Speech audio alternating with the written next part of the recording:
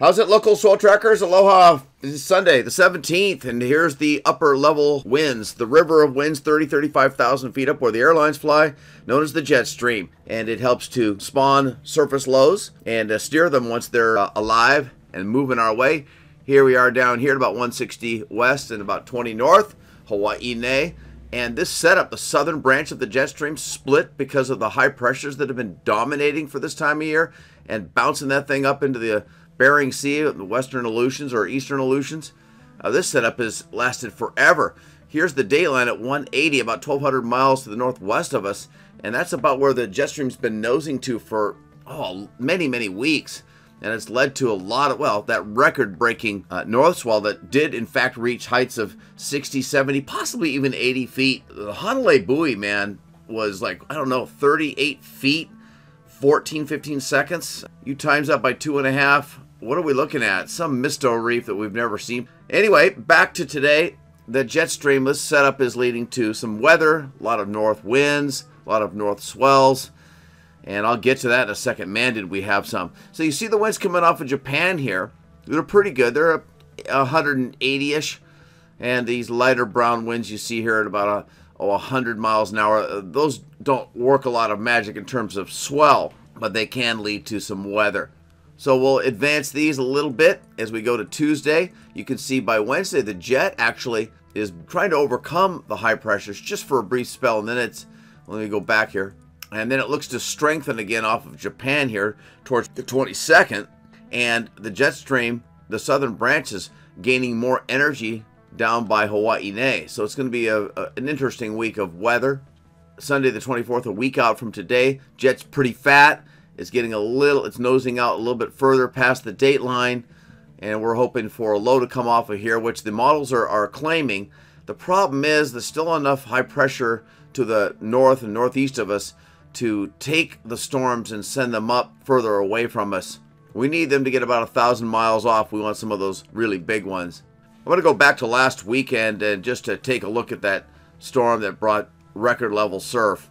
So here we are, moving these things forward. Sent a lot of its energy away from us, but it started off northwest, and there was plenty of north in there as well. The main thing was how close it was, and we had some really powerful winds, and again some seas approaching 40 feet at its peak. That's the culprit. Okay, now we're going to take a look at some of our surface winds, and we're bringing this thing current. Here we are, smack dab in the middle of the Pacific, the most geographically populated landmass on the planet. So there's the big high pressure, about a 1040 far northeast, about a 1035 over here. We've got some troughiness in the area here, but wanted to point out this swell that's racing up into the western Aleutians. This is the storm that's going to be bringing us up here today to 5, maybe 6 feet from the northwest, and it'll begin to dissipate on Monday. But we'll get some 6-footers out of this through tomorrow, Monday, and then it'll begin to fade pretty quick, and then we're going to be a very relative quiet period. Let's go back here and take a look at this guy. See, he's close by too, hanging out here. Storms have been nearby thanks to that southern split in the jet, and the pressure gradient between that low and the highs have ramped up the winds between the highs, the high and the low. And we heard of 15-foot sets at the peak along the windward side, spots we can't talk about, and Sandy Beach we can, 6 to 8 feet there on Saturday, all thanks to this guy right here. So that is moving west, or whether it's going to try to normalize briefly, but we've got off and on sketchy conditions, but we are heading into a pattern change. I'll get to that in a second. Continuing on the animations, you can see a long quiet period, high pressures really dominant. Here's the next swell. This is for Thursday the 21st, races up into the western Aleutians, into the Bering Sea. We're expecting some 15-second northwest swell out of this, filling in later Monday, the 25th, peaking, 5 to 7 hopefully on Tuesday the 26th. But it's going to be fading pretty quick because, again, it goes out of our swell window. We like these storms to have a captured fetch. This has just about the opposite. I'm sure you've noticed down here, tracking north, bringing huge waves off to the Philippines and Taiwan, etc. We'll get to that. But I want to take a look at the North Pacific right now and continuing these loops. Big high pressure moving in Tuesday the 26th. So it'll be very interesting to see what it does. Again, this is just a model run, but it looks like it's going to fade out, not bring us much. Might bring us a little bit of a west swell, but these are a long ways out. Okay, now we're looking at the swells produced by the surface winds we were looking at. This is a little prettier, a little easier to see. Here's the swell going back from last weekend, and we'll take a look at the giant swell producer. These models, based on the Global Forecasting System, or GFS, the European models actually track this thing properly about 100 to 200 miles to our east. That low did not hit us. This is going back now Tuesday and moving these in further. As you can see, Wednesday the 13th, we have just been pumping with swell. And here we again increased for Saturday. This did lead to 8 to 12, occasional 15 at select spots, 8 to 12 at Makapu'u, this culprit right here. This low off of California sent in some longer period for today's Sunday. And you can see this thing moving west. We're going to have continued swell Sunday, Monday, Tuesday, but it will be overall fading. Bringing the animations back to Wednesday the 13th. This system up here, not tracking optimally, but what a beefcake, man. There's some huge 45-foot seas. If this thing was tracking towards us, 20, 25-foot swell. It's tracking away from us. We get a little bit of fetch on its southwest flank. This is from Thursday the 14th. 3 to 4 days travel time. We're looking at the swell that hit today, Sunday, up to 6 feet, through tomorrow, maybe 7, but conditions just tattered and torn because the northeast swells crossed up. This low pressure off of the west coast did add a longer period northeast swell today. Here's the locally generated northeast swell. Continuing on the animations, you can see we go into a quiet period from Monday the 18th. More north swell. This little guy over here trying to add some support, but not much. And then we go into another quiet period. And here's a low pressure with a poor track and weaker winds. This is Friday the 22nd. We could see some 3 to 5 footers out of this one. And that would be about Tuesday. A decent length of fetch. It is hitting the date line here at this point, Saturday the 23rd. We have to tack on some days. And again, we're looking for an increase Tuesday, Wednesday, 3 to 5, maybe 6 if we're lucky. Let's go ahead and start the animation. See the new track away from the Philippines, which is good news. It's just going to be a nice swell producer staying fairly far away. But somewhere along all those islands, there's going to be some mistos spots getting up 20, possibly 30 feet. Okay, taking a look at the swell. Taking a look at the swell periods. They're sweeping through. Here we are right here. We had some 18-second forerunners due to the high winds of that one storm I was pointing out 3 or 4 days ago. It will be moving through and will be overwhelmed by the northeast swell, sending out its swell trains. And here's those systems heading off into the Bering Sea, with trying to push out some waves a week from this Tuesday. But these don't go out quite that far. We'll take a look here at Sunday the 24th, and this is about 2 days off here.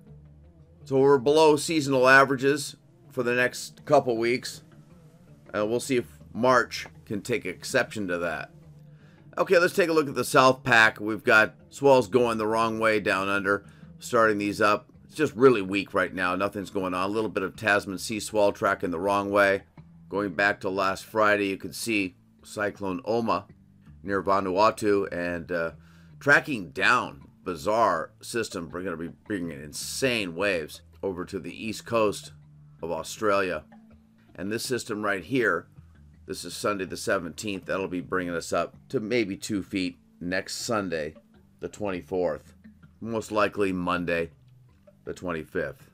Now, these models will go out 7 days. Here's what we were just looking at. Forwarding these, you can see that storm, wow, just clipping. Of course, this is the GFS.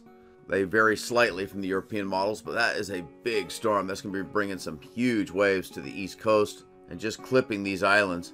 Not sure if we're going to get much surf from this. It's going to get shadowed, but it's a big one. Take a look. Maybe from this point, it almost looks like a Tasman Sea swell, but it came from the opposite way. Here's a normal southwest swell trying to make its way up.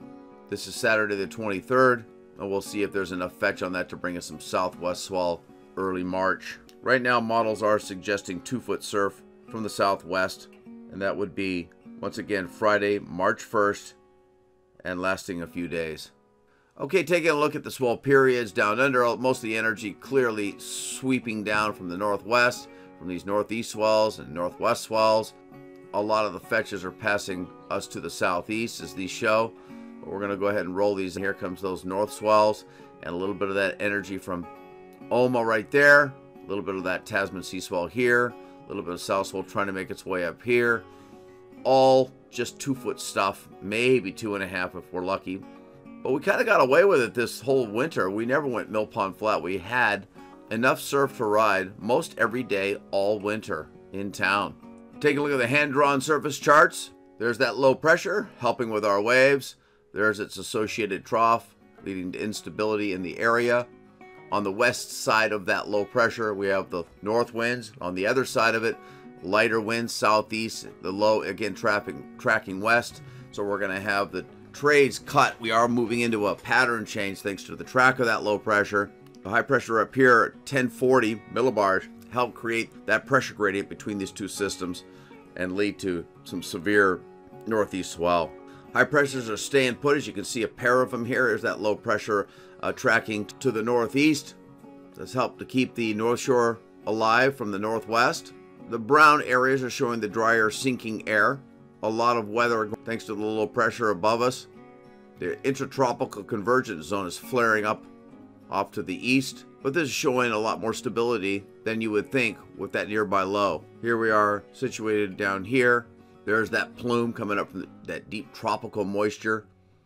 Locally breezy, wet northerly flow remains in place, especially for the western half of the state. Drier conditions, lighter variable winds setting up for the east side, Big Island, Maui. That surface low we've been showing roughly 250 miles north of the Big Island, responsible for these contrasting weather patterns. That moist northerly flow with plenty of rain, slightly unstable, light and variable wind regime is in place for the Big Island. That'll push over to Maui today. We're in a transition period, making the end of that recent extended spell of breezy, cold conditions. That surface low, as I was pointing to, moving west. Pretty cool feature here. You can see the winds coming down, counterclockwise flow here to our northwest.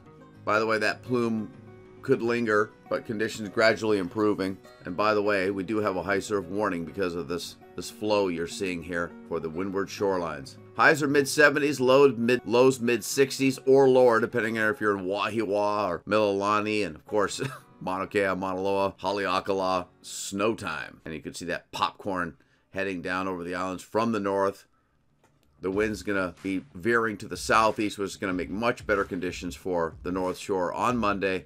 But again, crossed up northeast swell mixing with the northwest. Still better than it's been, for sure. And the Buffalo Big Board Surfing Classic likely to continue through President's Day with plenty swell, plenty directions, plenty fun. And the reflective loop showing plenty rain as well. Okay, taking a look at windy.com. Low pressure right here to our north. Drilling in, it makes it a lot more obvious why we've seen such big waves. Again, moving to the west. Really strong winds on this side of it. And a lot weaker, winds getting pulled up on the other side of it. And here are these storms, most of them all coming off of Japan and bouncing up over the high pressures. As you can see, there's two eyeballs, centers of these high pressures. The cause of that, taking a look at Oma down here, moving these forward through time. You can see that track veers down for Oma, and we'll see if we get a little bit of spinner coming over here. There's the low starting to send most of its energy far off to our west. Southwest. We're in quite a bit of a quiet period. Strong trade wind flows are still going to be sticking around, even though the winds are going to be relatively light. And then things start to beef up again Thursday morning with storms off of Japan, but again getting bounced up to the northeast a little bit too soon to maximize the size of that storm. And that's your local swell tracker. I'll be back next weekend. Thanks for clicking in here. Thank you so much for your support of our sponsors as well. Aloha.